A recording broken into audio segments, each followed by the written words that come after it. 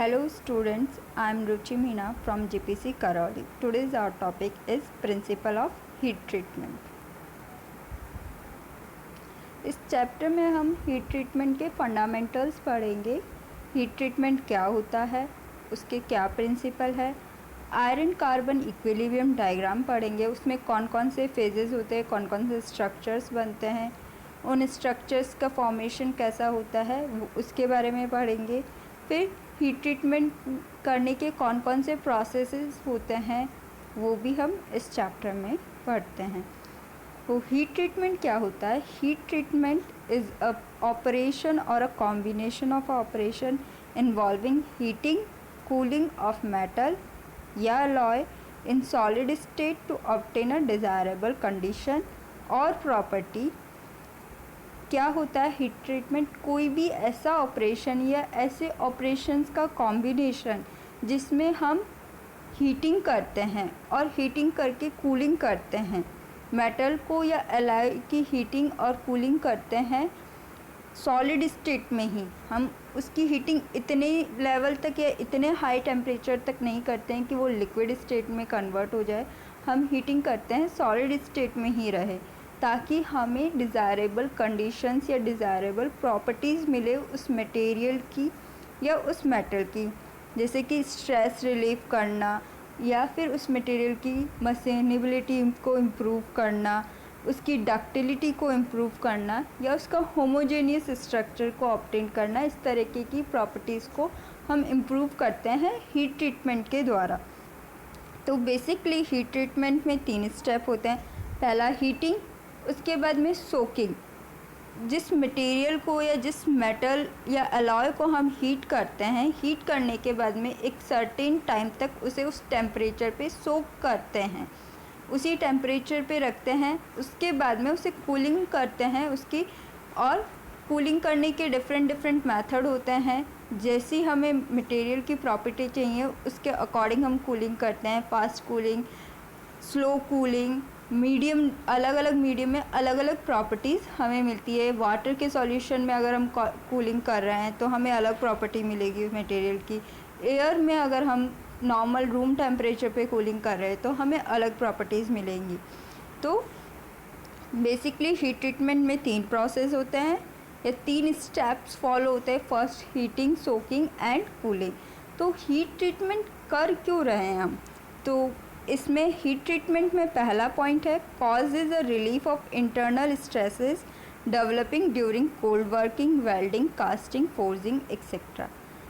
तो हमारा heat treatment करने का मेन पर्पस ये होता है कि पहला हमने बताया है कि हम इंटरनल स्ट्रेसेस जो हमारे मटेरियल में डेवलप हो जाते हैं जब भी हम वेल्डिंग करते हैं, कास्टिंग करते हैं या फोर्जिंग करते हैं या कोल्ड वर्किंग करते हैं। कोल्ड वर्किंग में जैसे रोलिंग, एक्सट्रूशन आ गया आपका, तो उस दौरान हमारे मटेरियल में कुछ इंटरनल स्ट्रेसेस डेवलप हो जाते हैं। उन स्ट्रेसेस के कारण हमारा मटेरियल हार्ड या ब्रिटल हो जाता है। उस स्ट्रेसेस को रिलीव करने के लिए हम हीट ट्रीटमेंट करते हैं। नेक्स्ट पॉइंट है hardening the strengthen metals, hardening and strengthening the metal. अगर सपोज़ हमारा कोई मटेरियल है बहुत ज़्यादा सॉफ्ट है, उसमें अगर सॉफ्ट होगा तो उसकी स्ट्रेंथ कम होगी, तो उस मटेरियल को हार्ड करने के लिए या उसकी स्ट्रेंथ बढ़ाने के लिए भी हम हीट ट्रीटमेंट प्रोसेस करते हैं। थर्ड पॉइंट है improve machinability, machining. Grain structure refine हो जाता है। हीट ट्रीटमेंट से हमारे माइक्रोस्कोपिक लेवल में जो स्ट्रक्चर्स होते हैं, एटॉमिक लेवल पे जो स्ट्रक्चर होता है उसमें चेंजेस आते हैं। इसी कारण हमारी मशीनेबिलिटी भी इम्प्रूव हो जाती है हीट ट्रीटमेंट प्रोसेस से, क्योंकि ग्रेन स्ट्रक्चर्स चेंज होके दोबारा से फाइन ग्रेन अगर होंगे तो हमारी मशीनिंग इजीली हो जाएगी। चेंज अ ग्रेन साइज, जैसे मैंने बताया मशीनेबिलिटी में। नेक्स्ट पॉइंट है softening metal for further working as in wire drawing और कोल्ड ड्राइंग। वही अगर कोई मटेरियल हमारा बहुत ब्रिटल है तो हम उसमें कोल्ड वर्किंग नहीं कर सकते, तो और हमें कोल्ड वर्किंग करनी है तो हम क्या करेंगे, हीट ट्रीटमेंट करके उस मटेरियल को सॉफ्ट बना देंगे ताकि हमारा कोल्ड वर्किंग हो सके। Improve ductility and toughness. Next point है increase heat wear, corrosion resistance of material.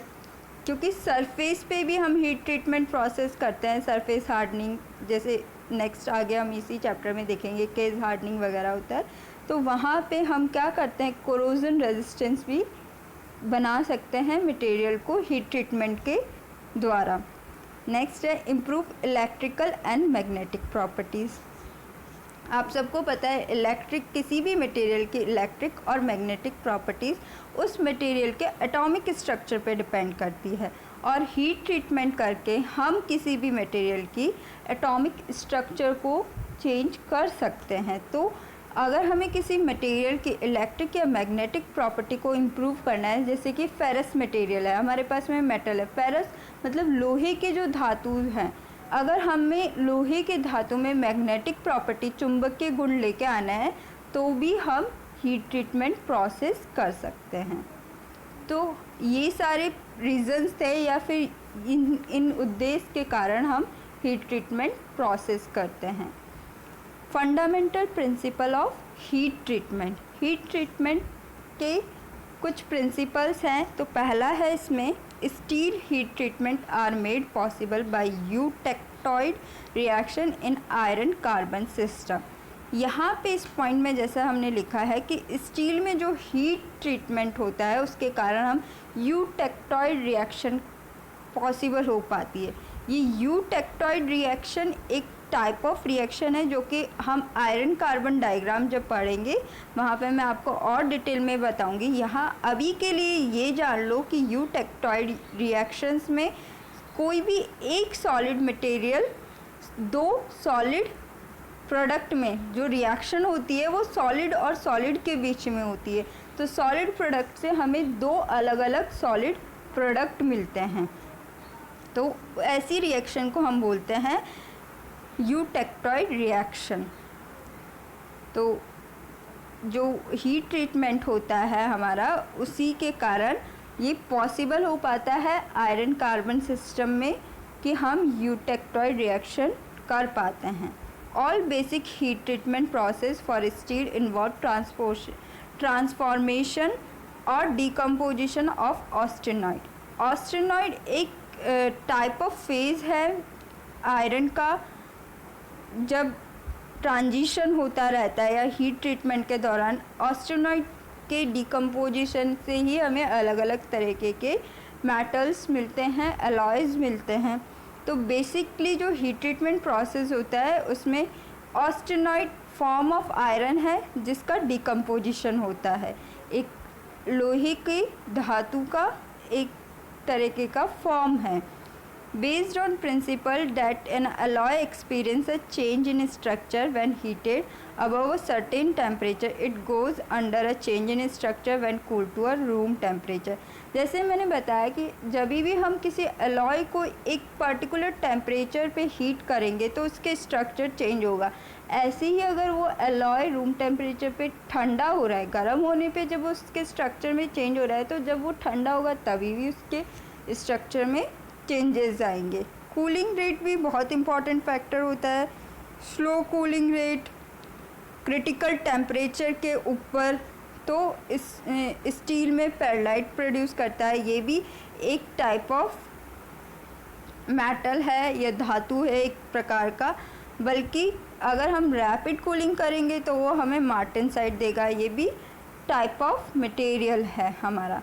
ये सारे मटेरियल पेरलाइट, मार्टेनसाइट, ऑस्टेनाइट, ये सब आप आयरन कार्बन डायग्राम जब भी पढ़ोगे वहाँ पे ये सारे टर्म्स आपको और डिटेल में समझ में आएंगे कि भाई ऑस्टेनॉइड का कैसा स्ट्रक्चर होता है, पेरलाइट का क्या स्ट्रक्चर होता है, मार्टेनसाइट का क्या स्ट्रक्चर होता है, इनकी क्या क्या प्रॉपर्टीज़ होती है, ये वहाँ पे और डिटेल में है। अभी के लिए आपका ये जानना ज़रूरी है कि ये टाइप ऑफ आयरन होती है। आयरन कार्बन के एक आयरन और कार्बन के कंपोजिशन के एक मटेरियल्स होते हैं। तो हीट ट्रीटमेंट में जो स्टेप्स होते हैं वो क्या क्या होते हैं? हीटिंग अ मेटल और alloy to a definite temperature, एक जो भी हमारा टेम्परेचर होगा उस पर्टिकुलर टेम्परेचर तक उसे हीट करेंगे। Hold at that temperature for sufficient period to allow necessary changes to अकर।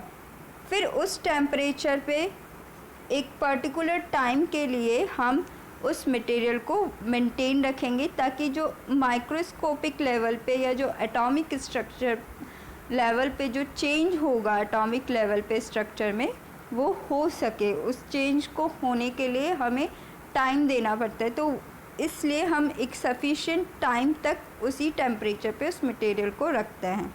उसके बाद में कूलिंग करते हैं उस मटेरियल की। Cooling at rate necessary to obtain, जिस तरीके की हमें प्रॉपर्टी चाहिए उसी रेट पे हम उसकी कूलिंग करेंगे। Which change in nature from size distribution of micro constituent. जैसे मैंने बताया, पूरे हीट ट्रीटमेंट प्रोसेस के दौरान जो भी चेंजेस होंगे हमारे स्ट्रक्चर में, वो एटॉमिक लेवल पे चेंज होंगे। हीट ट्रीटिंग प्रोसेस होता है, यहाँ पे क्लासिफिकेशन बता रखा है, annealing, normalizing, hardening, tempering, hardening and tempering and case hardening.